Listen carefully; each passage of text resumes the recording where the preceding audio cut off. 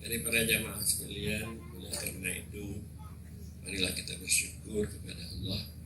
Karena dalam ajaran tasawuf, kalau kita membenarkan ajaran tasawuf besok ini, membenarkan saja itu sudah menjadi wali Allah.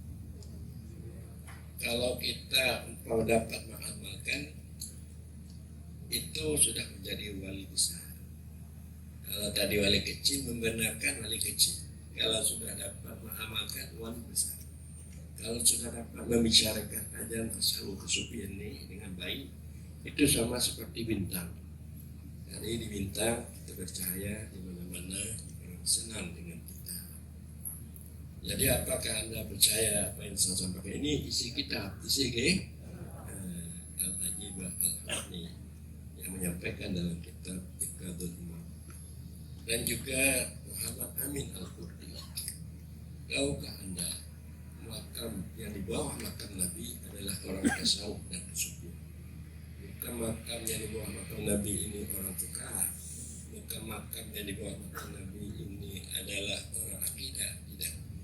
Makam yang di bawah makam Nabi adalah orang tasawuf dan kesufian. Maka orang tasawuf dan kesufian ini disenangi di mana-mana. Jadi saya sebenarnya mengajak tengku-tengku murid-murid saya di pesantren.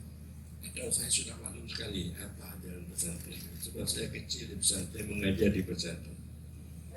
Maknanya supaya mereka bisa terbang, bisa memberikan agama ini, syariat dakwah ini kemana-mana. Tapi di dengku-dengku pesantrennya, itu ganji kakek. Dan lagi penanji, lagi ilih, mau putar-putar lebang tadi. Karena kita lagi cicing, terbang ke sana, terbang ke sini.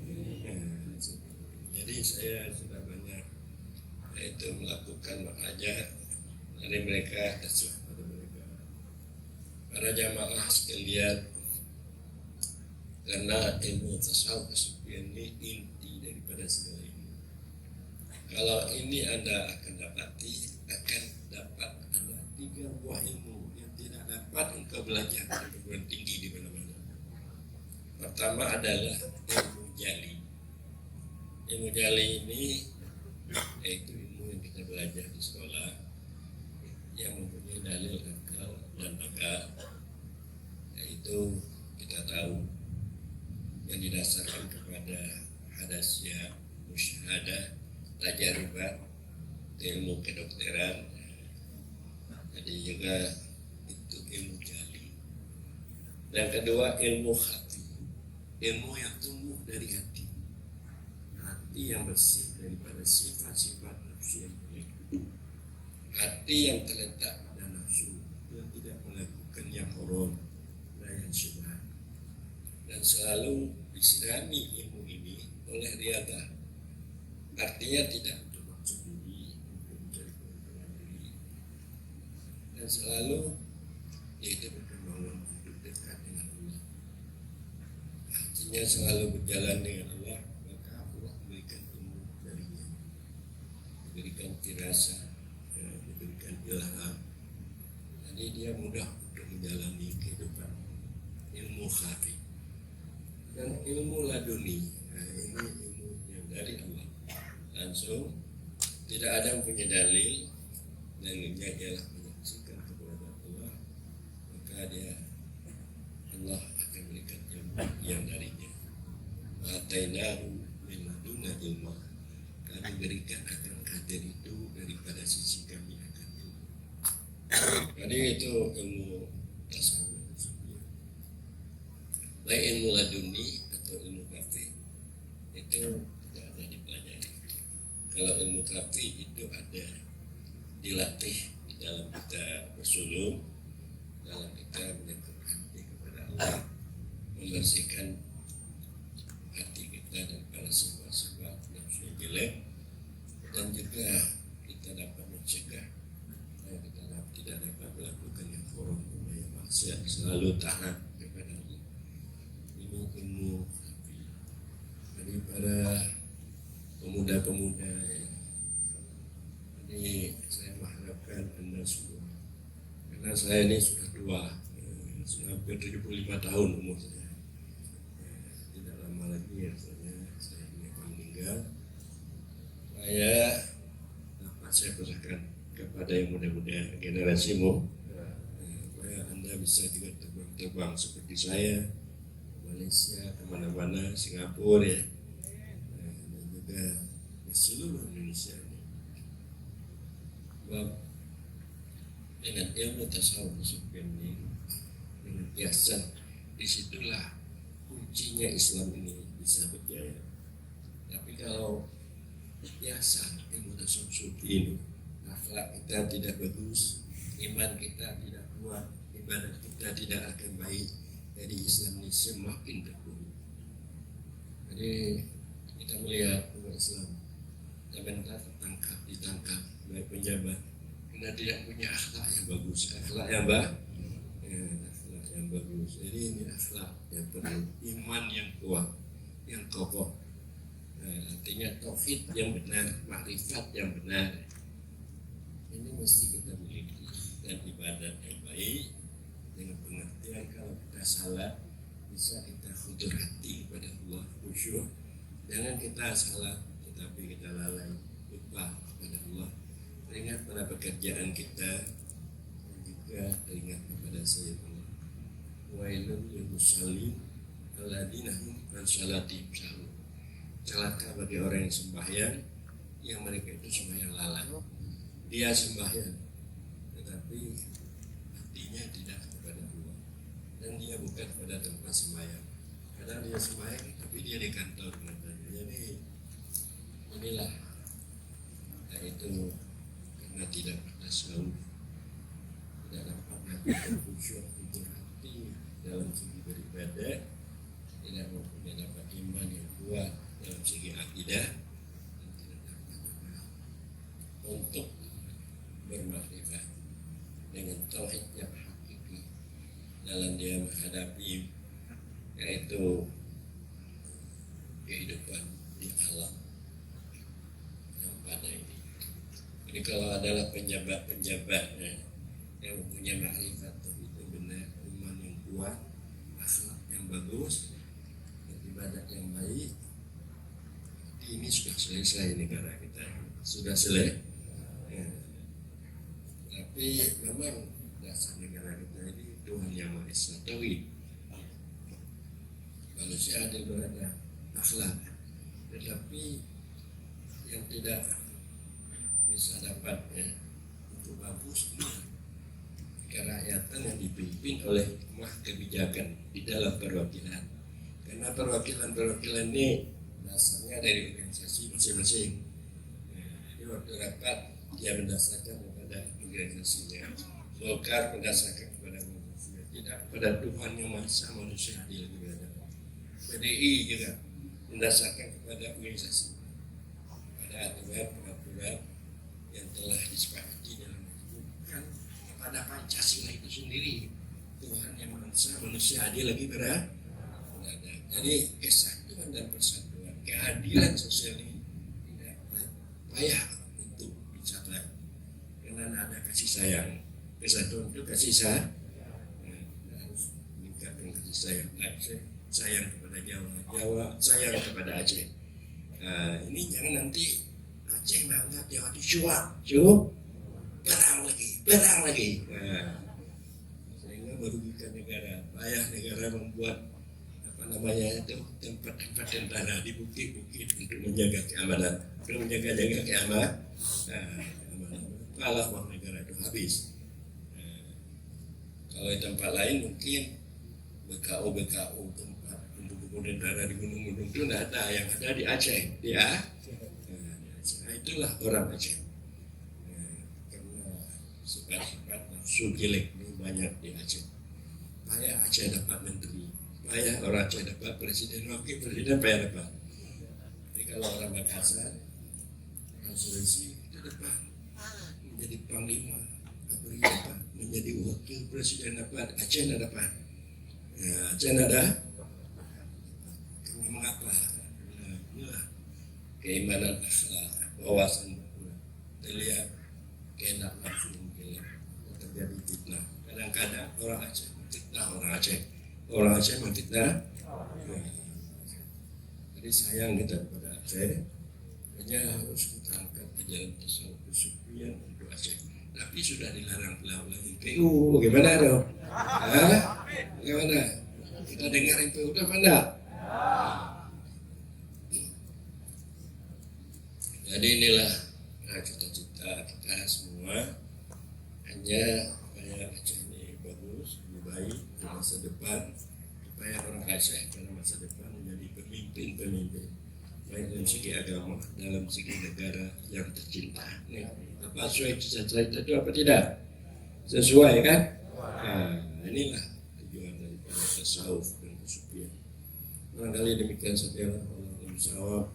Semoga kita semua kembali kepada Allah bertobat, ya, kita juga memperbaiki nafsu kita, beribadah dengan iman tauhid yang benar.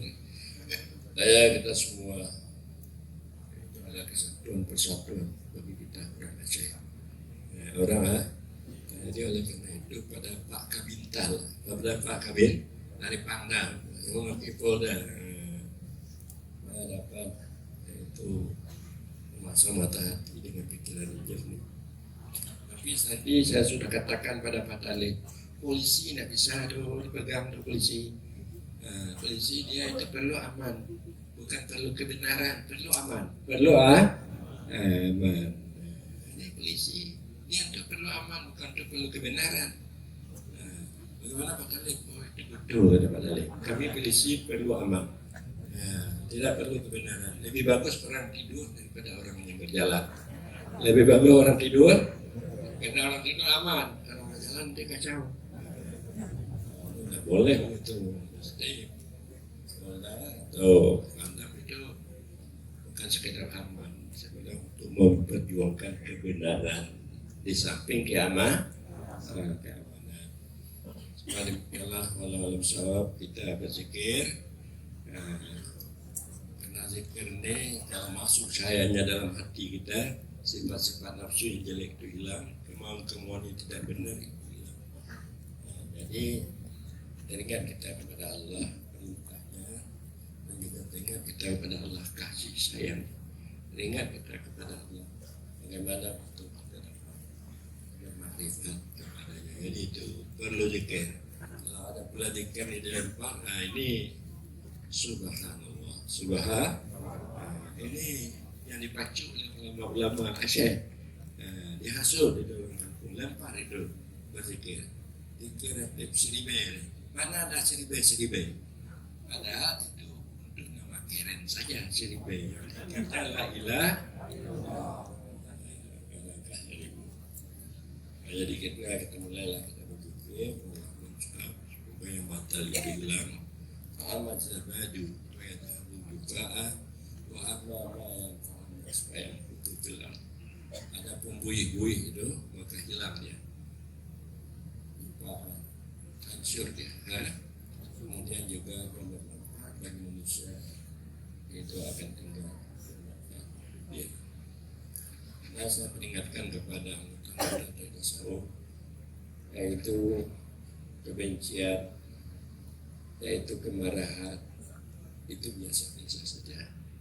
Ada pepatah mengatakan, yaitu pepatahnya yang taruh mak kaya luboh, mak tijaloh anak to yang hawa. Yang taruh mak tijaloh ku kaya nanya tangan ibu mak cemucur anak tak benar. Anda apa? Yang Anda dicela, dicaci, ya, sebagai orang tasawuf, itu biasa. Karena Ramadan adalah bakai mubuh. Bakai mubuh, yang diurut bakai mubuh. Iman dan kabai, akhlak dan kabai, yang mubuh. Ya kan, ibadat dan kabai, yang mubuh. Bak tijalah, anak tahu yang awal. Urun cumucu, anak tahu orang. Macam mana? Orang yang belum minum, anjek mentah. Orang duduk mengkupi temayang anak mana? Jangan anak tu pegang. Bawa kanya kan? Tapi orang mati,